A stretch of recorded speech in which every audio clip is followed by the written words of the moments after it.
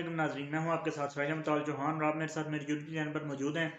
नाजरीन, ताज़ा तरीन अपडेट है कि जो छः जजेस ने जो ख़त लिखा था सुप्रीम कोर्ट को, सुप्रीम जुडिशल काउंसिल को, कि जजेस पर जो है वो प्रेशर डाला जाता है हमारी एजेंसीज की जानिब से, और जजेस जो है वो अंडर प्रेशर फैसले करते हैं और जजेस से अपनी मर्ज़ी के फैसले जो है वो करवाए जाते हैं। इसके अलावा भी काफ़ी सारे इंकशाफात थे जिस पर खलबली मची हुई है गुज़िश्ता चंद दिनों से। और तमाम लोग जो है वो हर जाए उन्हीं उसी खत का जिक्र और उसी खत के हवाले से बातें सुनाई दे रही हैं। सुप्रीम जुडिशल काउंसिल में, जैसा कि सुप्रीम जुडिशल काउंसिल के जो सरबराह हैं वो सुप्रीम कोर्ट के चीफ जस्टिस काजी फ़ायज़ ईसा हैं, काजी फ़ायज़ ईसा साहब हैं।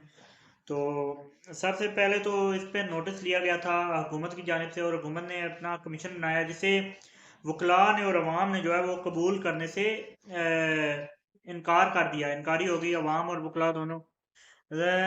इसके पीछे वजह यह है कि क्योंकि हुकूमती कमीशन जो होते हैं वो सिर्फ और सिर्फ डिले करने का डिलेइंग प्रैक्टिसेस होते हैं, और उसके अलावा जो है वो हुकूमती कमीशन जो है वो सिर्फ और सिर्फ अपना जो है एक कार्रवाई डालने के लिए बनाए जाते हैं, जिसे वकला ने और अवाम ने जो है वो खुले अल्फाज में मुस्तरद किया। जिसके बाद जो है हमारे सुप्रीम कोर्ट के जो चीफ जस्टिस हैं जस्टिस काजी फ़ायज़ ईसा, उन्होंने नोटिस लिया और अब जो है वो 7 रुकनी बेंच इस पर तश्कील दे दिया गया है। जिस पर जो है वो बेंच तो फुल कोर्ट बनने का मुतालबा था पीटीआई की जानिब से, लेकिन जो है वो उस पर 7 रुकनी बेंच जो है वो बनाया गया है। 7 रुकनी बेंच में जो है वो काजी फ़ायज़ ईसा साहब जो है वो बेंच की सरबराही करेंगे। इस पर मजीद जो जजेस जो हैं वो बेंच में समाअत करेंगे। उन जजेस के नाम हैं जस्टिस मंसूर अली शाह साहब हैं, जस्टिस याया अफरीदी, जस्टिस अताउल्लाह बंदयाल, बल्कि अतर मिनुल्ला, अताउल्लाह बंदयाल नहीं है इसमें, अतर मिनुल्ला, जस्टिस अतर मिनुल्ला इसमें है। और इसके अलावा जो जजेस हैं 4, उसमें जस्टिस जमाल मंदूखेर, जस्टिस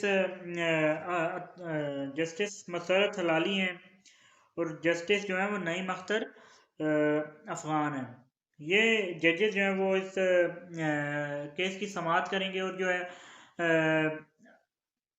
जिस पर तशवीश का इजहार जो है वो हमारे वकला और तमाम जो है वो इन बरादरियों की जानिब से किया जा रहा है कि क्या अदालत जो है वो ख़ुद को इंसाफ दे पाएगी, क्योंकि ये मामला जो है वो अदालत के अपना मामला, और इस में इंसाफ देने का मतलब है कि अदालत ख़ुद को इंसाफ दे पाएगी या ख़ुद को इंसाफ अदालत जो है नहीं दे पाएगी। अब देखते हैं हम भी कि अदालत ख़ुद को इंसाफ दे पाती है या इंसाफ नहीं दे पाती। इसी के साथ ही ये मज़ीद है, ये नई अपडेट थी, ये आप लोगों के साथ मैंने शेयर की है। मुझे दीजिए इजाज़त, मिलेंगे नेक्स्ट वीडियो में नेक्स्ट अपडेट के साथ। अब तक के लिए नहीं, अल्लाह हाफ़िज़।